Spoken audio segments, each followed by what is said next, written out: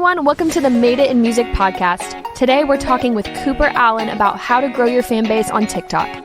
Cooper is a country singer who went viral on TikTok for his one-of-a-kind song mashups. This was recorded along with our live online audience from our Song Chasers community. You can learn more about Song Chasers at joinsongchasers.com. For now, let's dive into the episode. All right, everybody. Good morning. Happy Friday morning. We've got an awesome training session for y'all today with one of my favorite people in all of the music industry right now. Cooper Allen is with us today live from North Carolina. He's over there visiting his family today. So Cooper, we were going to have at our boot camp a few weeks ago, as you'll hear about shortly. He has been working his butt off on the road, and he was in the middle of a tour and lost his voice. So we figured, hey, this is an even better way, because you guys are going to get like undivided access to him. And at the boot camp, you had to choose between one thing or another. So here's you get 100% Cooper Allen on how to build a fan base on TikTok. It's one of the big questions that I know a lot of y'all have had. We got some older people in the group. That's totally okay too.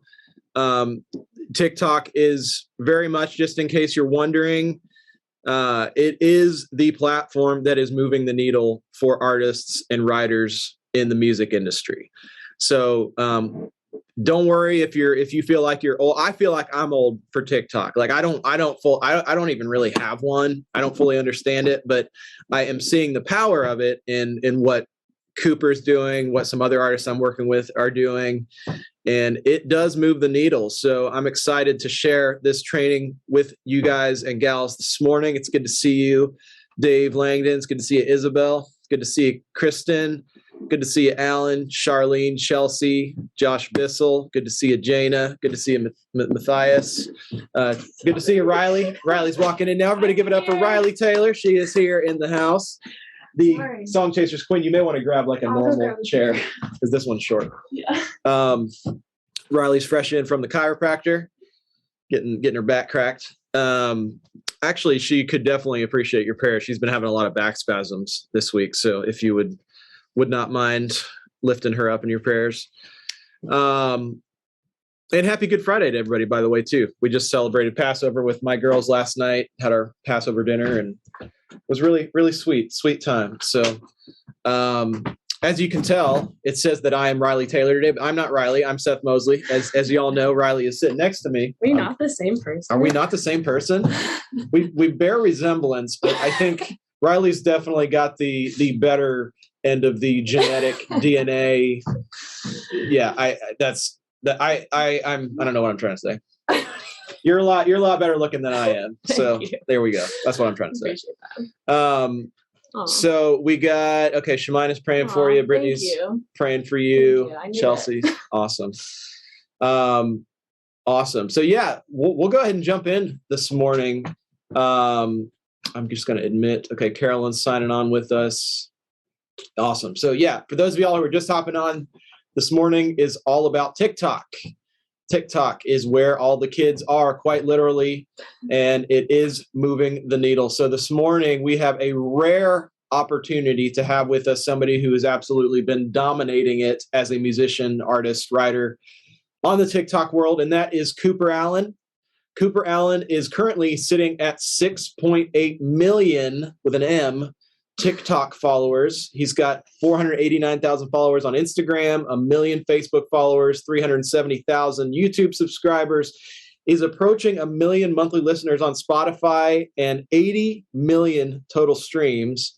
And what's really, really impressive about all this is not just the social media numbers, but it's how it's actually translating into real world music consumption and real ticket sales. So I'm excited for you guys to hear a little bit of his story. I've had a ground floor view from it. I've been working with Cooper since I think even before he started doing all this TikTok stuff. So it's been an absolute blast to watch how the songs have come to life. It literally, from a producer and writer standpoint, has been the dream scenario to partner with somebody and work with somebody like Cooper, who has figured out these platforms and is out there working his tail off to get these songs out there, and it is absolutely working and making a splash. So here with us today, all the way from North Carolina, everybody give a Song Chasers welcome to Cooper Allen. What's up, everybody? How you doing, my friend? How we doing? Looking good on Good Friday, everybody. What a day. What a day. Yeah, and thank you for setting aside some time to be with us. For those of y'all who don't know Cooper's story, maybe Cooper, go ahead and give just a little bit of your background. How'd you get into music, and what sort of set you off on this path? Yeah, totally. Well, I'll start by saying y'all are in a good room listening to this man give advice. I don't know where I'm pointing, but Seth is one of the only reasons that people listen to my songs, because he's the one that makes them good. So it's been an honor to work with Seth, learn from Seth, and when you have people like that believe in you early on, it certainly makes this whole thing a lot easier. So you were the man. I appreciate you saying that, but I'm definitely not the only reason people listen to your songs. You write some pretty dang good songs. Well, you're a part of it. But yeah, so I grew up in Winston-Salem, North Carolina. Lived here my whole life. I started playing music seriously in 8th grade. I played instruments and stuff before that. My family were super, not everybody plays music, but we're super into music and concerts and sharing that with each other. And that's kind of one of our things, is appreciating good music together. So I kind of got the pleasure of getting to go to a lot of really good shows growing up. My first concert was Tom Petty when I was 5. I went to see the Allman Brothers, AC/DC, anywhere from that to Casey and the Sunshine Band and all that stuff. Just super eclectic music taste, whatever my parents would listen to, Brothers and all that stuff. But I got to see some of the best entertainers, and I got to see the Eric Churches and the Kenny Chesneys and the Kid Rocks of the world. And that, I don't know what kind of hit me, but in 8th grade, it was after a Kid Rock concert, and I hadn't seen anybody ever perform with that authenticity and energy, and it just made me feel a certain type of way being in that room. So I looked at my parents after that, and I said, this is what I want to do. I want to try to make this happen, and it's really kind of been my life work ever since then. I'm 26 now, and it started way back then, and I played in a band all through high school, and then went to college at UNC Chapel Hill and kept it up there, and had the normal college experience, but really cut my teeth in the honky tonks and college bars and doing a lot of cover band stuff and learning how to try to entertain a crowd and keep people having fun for 4 hours straight. So I thought that was really, really important to kind of get that foundation and base level before I moved to Nashville. So I graduated in 2018 from Chapel Hill and moved to Nashville after that. And so it'll be almost 4 years in town here in June, which is crazy. Spent the first couple of years playing Broadway, getting to write with awesome people like Seth. I met Victoria Shaw, a hit songwriter, producer early on, who gave me a publishing deal, and learning from her and her friends and all that stuff has just been life-changing. And this is all Cliff Notes version. We can dive into any of it. But then pandemic hit in March 2020, and shows got canceled, didn't have anything to do. My girlfriend had been telling me to get on TikTok. Victoria had been telling me to get on TikTok. And finally, I got on TikTok and just kind of busted my butt on it, made it my full-time job from then until now. It still is. And we've grown this following to where it is. And it's been awesome and cool. And I'm fortunate that, 1, people believed in me, and 2, the timing was good, and 3, that I just put my eggs in the right basket. Yeah, I love all of that you just shared. And I want to dive into some each aspect of that, because the order of which you do things is very important in music. Like, had you just started on TikTok without any live experience, without having the experience of playing in those honky tonks and playing all those cover songs and seeing what people react to, like, do you think you would have the same connection with people on TikTok that you do now? Yeah, absolutely not. Totally. And I mean, everybody's got a different timeline. Some people are ready to move to Nashville at 16, 17, 18 and start doing it and really taking it to a high level. For me, it was, I need to learn how to seriously do this. So when I move to Nashville, I don't get eaten up. And then you still move to Nashville and you get your butt kicked learning how to write songs and do all that stuff, and you've got to take it to new levels. But certainly I don't think it would have translated on TikTok if I didn't have that, close to 10 years of dive bar experience trying to keep drunk people entertained. It's awesome. That 100% is right. And I don't want to gloss over that part of your story, because so many people, they look at your story and they see, oh, wow, March 2020, like he just hopped on TikTok then and all of a sudden had this overnight success. Well, no, you had, like you said, 10 years of playing in dive bars before you knew that. And I think that's so important. If anybody wants to be an artist out there, like I think an important phase in every artist's life should be playing cover songs. Like 100%.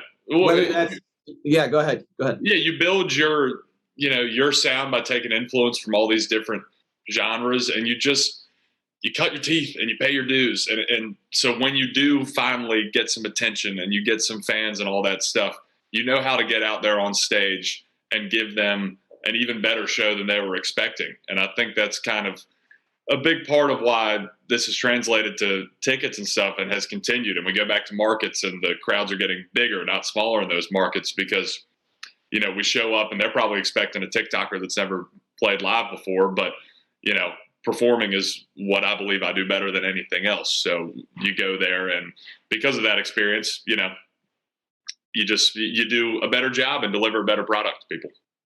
Yeah, and that's important to hit on too, because there have been in the last 2 years, and you probably know all of them, Cooper, but so many artists who have literally blown up from their bedroom, have never played a show before, have never written a song before, but they had something go viral on TikTok, and then all of a sudden they get offered a stupid record deal, like stupid in terms of literally it's just a dumb deal. There's so much money that goes into it, and there's no depth behind them. Like they've never played a show. They don't know how to work a stage. They don't know how to go in a co-writing room. And so a lot of people hear this TikTok thing and they think, oh, it's instant overnight success. No, it's just a way to take something you're already really good at and amplify it. Would you exactly? And it's a vehicle to get people to listen to your music and come see your shows. It's not who you are, but if you're not doing it, then you're making a big mistake, because it is the best way to reach people. Yeah. So maybe talk a little bit about. Was there any hesitation in the beginning to hop onto TikTok? I know there's so many social media platforms. It's not really why we get into music to become influencers. That's not, I don't think, why anybody, whether it's in our Song Chasers group or anybody who wants to get into music, they don't get into music because they want to become a TikToker. They get into music because they want to become a musician. So can you talk about, was there any hesitation or resistance to jumping into that space in the beginning for you? Oh yeah, dude, I hated social media, like the worst. I was awful at it. I hated getting on it. I was the classic guy that was, who cares what I'm doing every day? Why do I have to hop on here and take pictures of myself and videos of me singing? That was not who I was naturally. That wasn't what my friends like to do. That wasn't what my family liked to do. But it really took a lot of pushing from Victoria, who saw the value in social media, to be like, no, you don't understand. This is not just an optional thing that you do if you feel like it and if you want to have fun. This is how you reach people now. And this was even before TikTok was a thing, and that's taken it to a whole new level. But it's music is not a thing where somebody else can make this career happen for you. You don't just move and you get a record deal, or you get a good manager, or you get a publishing deal, and suddenly you have fans and people give a crap about you. You really have to make that happen yourself nowadays, and especially now more than ever, now that social media is a way to do that. But certainly there was some hesitation, and I'm not sure that if the world hadn't shut down that I would have gotten on it at the level that I did. So, I was fortunate that I was at the point in my career where I could put all my time into this thing and just had nothing else really going on. But once you start doing it, and even for the first, 5 months when nothing is working, you just have to plow through it, and you just have to be consistent and keep going and not give up on it, because then something hits and it's awesome. And, it's a new opportunity to gain fans every single day, no matter what. Yeah, that's so true. And I'm glad that you acknowledge that, because it's not something that I hope people listening to this and watching this can sense that's you had as much of a hesitation as any of us have to it. It's the big thing where so many of us are just like, I just want to do music. I just want to do music. But if you're an artist, you can't say that anymore. That's just not the way to do it. It's a little different. It can be a lot different if you're a songwriter. Although I could make a very strong argument as to why something like TikTok could be very good even for branding yourself and making connections as a writer. But even as a writer, it can be a really great tool to find those up and coming artists who are starting to pop off, to reach out to them, to see how you can add value, to become a fan first, and then start partnering with them and co-writing with them, seeking to write songs with them. So even if you're a writer, like, it's still something you kind of need to learn how to engage with. Like, if you're a writer, a producer, a manager, if you do anything in music, really anything in any field, but this is just music specific, then there's no harm. It's worth a shot to get on it and try, because the more you do yourself, the more leverage you have. And the more leverage you have, the more you get to, do what you want and kind of push your agenda a little bit. And then outside of the creative side of it, the more money you get to keep, because you're doing this yourself and you're not giving percentages to people. So it's all, no matter what you do, there are ways to get creative and get people to just kind of know about you. And the more people know about you, the better off your career is going to be. That's just the industry that we're in. Yeah. One thing, and Riley, feel free, you jump in if you have any questions too, because see your wheels spinning as well. And we will at the end be opening it up to audience Q&A. So be writing down if he says something that you're like, I want to ask about that. We will make space for that here at the end of this conversation. So, but the thing I wanted to ask, and just maybe you can help clarify this.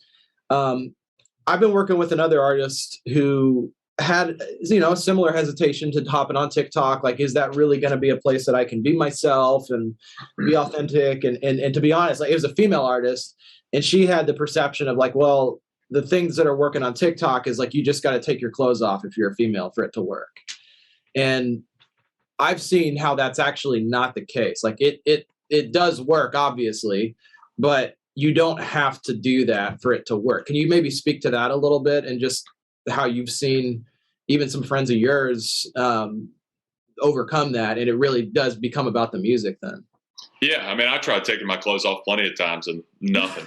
So I'm not going to try it right now. There's a space for everything on there. It's such a massive user base. I mean, TikTok, I think from what I heard, past Google is like the most visited site. It was the most visited thing. So you think about all those people that are going on there. There are niches for everything. There are niches for cooking, and not just cooking, but weird cooking. They just made a TV show about the "Is it cake" thing. Like, that's weird. There are niches for pop country, red dirt country, rap, hip hop, whatever genre you make. There are people that are going to want to consume it on there. And it's not necessarily, I think what people kind of make a mistake with on these apps a lot is they try to follow trends. And they've got people telling them, well, you use this hashtag, you do this, follow this trend, see if that gains traction. That's not really what people want to see. People want to see you be 100% authentically yourself, no matter what yourself is. And for some people, being themselves is, taking off their clothes and doing dances. And that's cool, whatever. But for most people, being themselves is something different, and it's individual and unique to you. And that's really the most important thing, because if there's one thing I've learned from TikTok or anything, it's that people truly connect with authenticity, and they can tell when you're being authentic or when you're not being yourself. Man, just to give people a little bit of a context of what has worked for you, I think what I've learned is that a lot of the times, and again, this goes back to the cover thing, but one of the ways that you've been able to blow up is doing these amazingly well done mashups. Yeah. And so, would you care if I just share a little bit of what's been working for you on TikTok? Absolutely. Share sound. Okay, so for people who are listening to this in audio podcast format, just go to Cooper Allen's TikTok and you will see exactly what I'm talking about. But I'm going to start with one of his mashups that's worked really well. Smash up you can. Shit, okay. 3 minutes? Yep. I was riding shotgun with my hair undone in the front seat of his car, singing, life is one big party when you're still young, but who's gonna have your back when it's sex on deck? Patron on ice, we can pop chicken fried. Cold beer on a Friday night. I can't tell you what it really is. I can only tell you what it feels like. And right now it's a steel night in my windpipe buckle makes impressions on the inside of her thigh. Yeah, my baby don't mess around because she loves me so, and this I know for sure. Never made it as a wise man. Couldn't cut it as a poor. If I could find you now, things would get better. I get knocked down, but I get up again. And they're never gonna keep me down. Cause I'ma tell you, like who told me, cash rules everything around me. It's a great day to be alive. I know the sun's still shining when I close my eyes. Check it to the left, everything you want in a box to the left. You find the spot and I'll find the money. You be the pretty and I'll be the funny. Had a barbecue stain on my white t-shirt. She was killing me in that mini skirt, yeah. Well, I'm in love with the shape of you. You push and pull like a magnet, I promise. She's so self-conscious. Got no idea what she's doing in college. I'm going down, down, baby. Your street in a Ranger, her street sweeper, baby. Cock ready to let it go. My life is brilliant. My love is pure. Hey, soul sister. Hey, that Mr. on the... Every morning there's a halo hanging from the corner of my girlfriend's four-post bed. Oh, baby, you got what I need. And you say he's just a friend. And you say he's just a friend. When I was a young boy, my father took me into the city to see a marching band. I'm like a bird, I wanna fly away. I don't know, but hey, you're crazy, bitch, but you're so good I'm on top. Wanna talk about me, wanna talk about I wanna talk about number one. Oh, my, see no changes. Wake up in the morning and I ask myself, is life worth living? Cause you had a bad day, taking one down. Sing a sad song, just turn it around. Well, tear my heart open and sew myself shut. Bitch. Oh my god. Amazing. Dude, that is unreal. It's the right amount of stupid, that's for sure. There's a great question in the chat, and I have the same question. How do you remember all the lyrics? It was such a useless talent before TikTok. I've been doing and this goes back to the authenticity thing. I've been doing mashups forever, like in all those college bars. That was like one of my things, was because you're playing for 4 hours. It's like, good God, like I've got to find a way to kill 30 minutes here. And we would just, bang the same chord progression and just like, it'll become a contest between like me and the band. Just like, let's see how many songs we can rattle off. And then, we'd go like 30, 40 minutes playing the exact same song over and over again and nobody would notice. But yeah, I think just doing it for such a long time, and also just the huge song catalog of playing in all those bars for forever. I mean, I played so many songs. It's so many songs from every different genre that for some reason I can remember them. And then for some reason it started working on TikTok. There you go. I want to see there's a niche for somebody out there who's a worship leader to do that with church songs. Yes. I'm sure somebody has already done that, but one of y'all watching this. I see Alan's face. Alan's going to do it. I see Alan doing it. Hey, man, that's amazing. My first exposure, and Cooper, maybe you can find this and send it to me, text it to me. We wrote a song with Victoria back at the start of the pandemic called New Normal. Yes. And that was the first exposure I had to a song that we wrote. You literally took it, and I think you posted it like the same day. And it started going viral and people were using it for stuff. And I was like, man, this is the new music industry. Like, this isn't like, you don't just wait and sit on songs. You put little teasers of it out there. And then if something catches fire, then you really pour some gas on the fire. But maybe share that story a little bit with New Normal. I'll pull it up as you're. Yeah, you probably got to scroll way down because that was a long time ago now. But yeah, as fun as the mashup stuff, remix stuff, as fun as that stuff is, and it helps bring in a good amount of followers and stuff. The coolest part about it is the original music aspect. And you just have this opportunity where you just get like free market research, and it takes no time, it takes no money, and you get instant feedback of where you can just tease these songs. And you're like, do people like the song? And if they like the song, then okay, we're going to put it out and record it. Which has been the coolest way, and fans feel more involved. You know, you're putting out stuff that fans like and all that stuff. But yeah, New Normal was the first one that kind of popped off for me, and I just teased the demo and people liked it. And then suddenly people were using that sound in their TikTok videos, which is the best way to have a song go viral on TikTok, is to have people use the sound. So I think by the time we released it, it had like 13,000 videos that had used the sound. And then released it, and it got 70,000 Spotify streams in the first day, which was just insane. And it's like, oh my God. Like, yeah, we had the Climate Change was on New Boots for 6 to 7 months, a ridiculous amount of time. And it didn't get 1 million streams while it was on New Boots. New Normal got 1 million streams in 3 weeks from organic streams from TikTok. Yeah. And that's kind of mind blowing. A lot of people have this perception of like, if only I could get a curator to put me on a Spotify playlist. Like, that's not where the gold mine is. You organic people finding it and listening to it and saving it, they're going to be way more engaged. So let me play just a little clip. This was I found the very first one. I didn't find any of the other like fan. Oh, you found one from the studio? But I found the studio one. Yeah. I'm getting used to this beautiful view. Every time I wake up seeing your sweet face, that's all it takes to turn me inside out. Love song in my head, you and me in this bed. This is what it's all about. Loving this new normal now.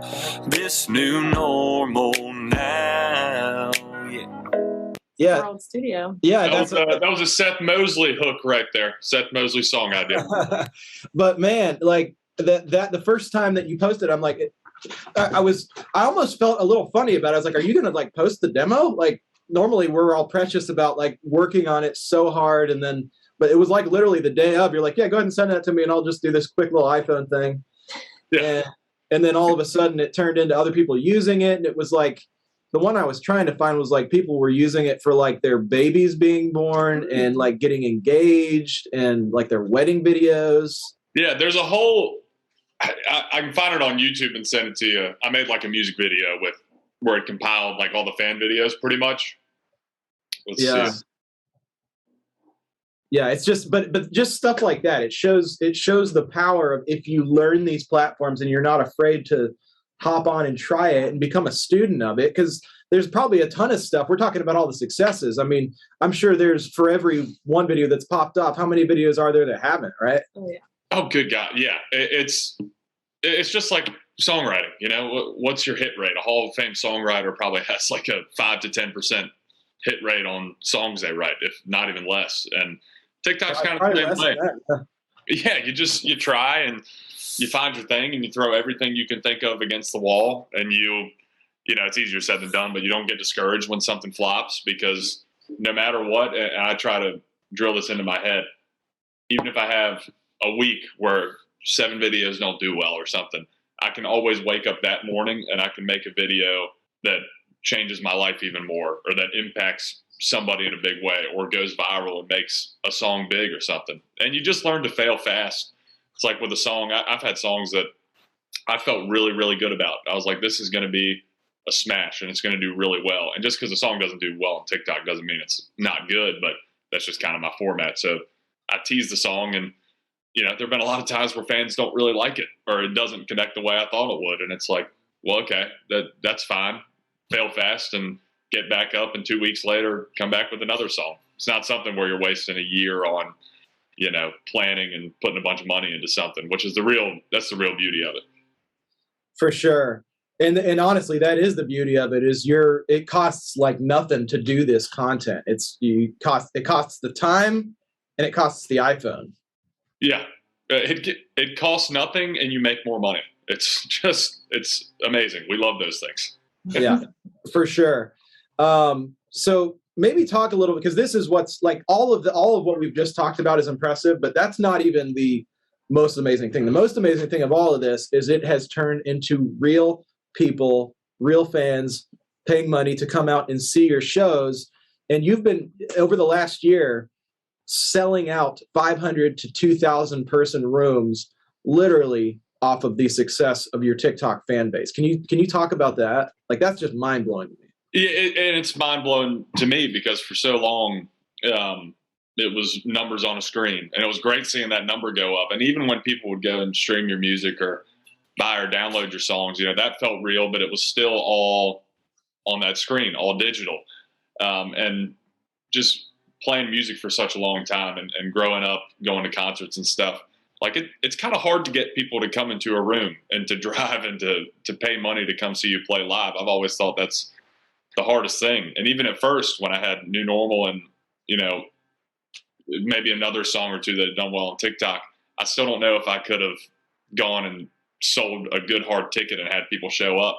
It really took time of developing that following and all that stuff. But then, once we started doing it, that's been the coolest part, is people showing up and people knowing the words. And suddenly, instead of playing 4-hour cover sets, I'm playing 90-minute sets of my own music, and people are fired up about it. And just getting to meet the people face to face, to feel the energy in a room, and, to hopefully give them a good show that they like. I mean, I know I'm trying my hardest to give them a good show.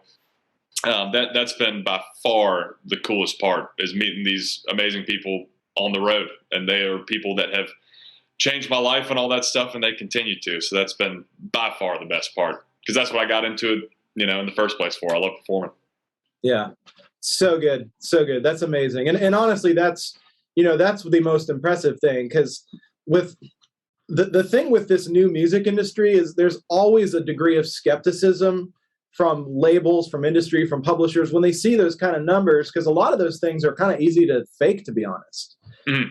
But when it translates to real streams and real people, like you said, showing up, paying money, driving an hour, 2 hours, 3 hours in some cases to go see you, that's the hardest thing to do. So I just want to say congratulations on even getting to that level. And I will say, we've done great big numbers and have been doing it for, almost a year now. Started with touring with Alexandra and Thomas. And, I think we're starting to see now, as more people are like, oh, they did that. Like, it's possible for everybody. It's not like I'm a unicorn out here, the only one that can sell tickets off TikTok. That's very, very far from the truth.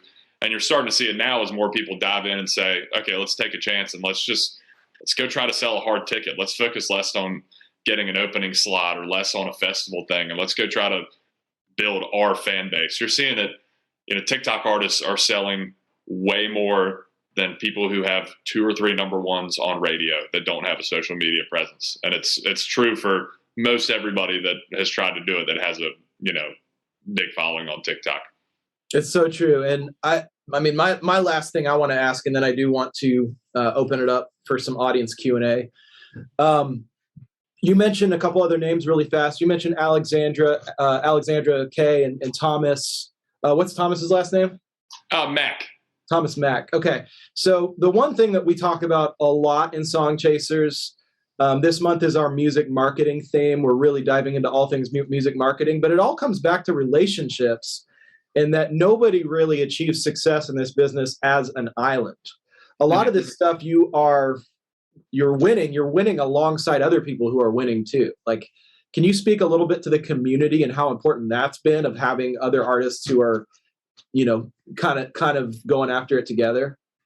Oh, totally. That's what I've always loved about Nashville, is it's such a collaborative community, because you have to. If you don't collaborate, if you don't build good relationships with people, if you're not good to people, then, you fail. You cannot make it happen by just, like you said, being on that creative island.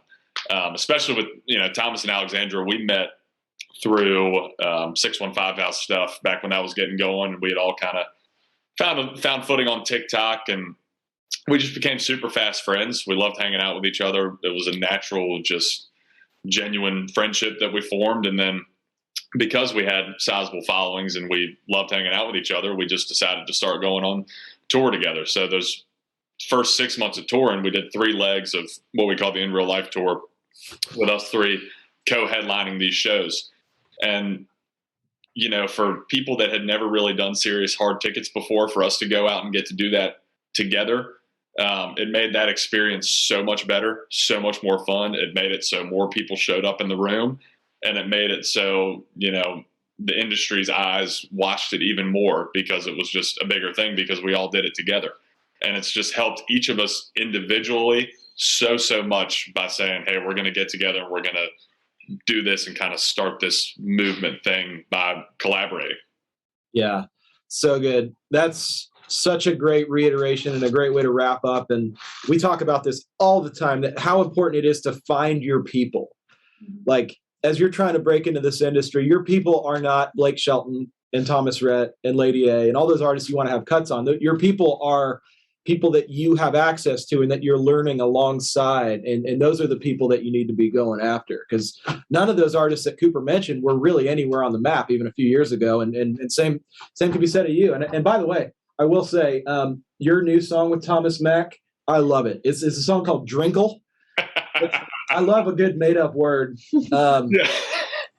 I played it in the car. Talk about the right amount of stupid. That's what that song is. Yeah. I played it in the car the other day and the girls were there. I was like, well, you know, maybe this is bad parenting. I don't know. But they were like, what's a drinkle? And I was like, exactly. Girls, this is how not to act. Yeah, exactly. Yeah. So, hey, man, this has been an absolute blast. We're going to wrap up the main portion of it now and open it up to some audience Q&A here in Song Chasers. Thanks for listening to this episode of the Made It in Music podcast. In addition to this episode, we also recorded a Q&A session where some of the songwriters in our Song Chasers community were able to ask their own questions. We'll release that episode shortly after this one. Make sure to check out some of the other episodes of the Made It in Music podcast as well.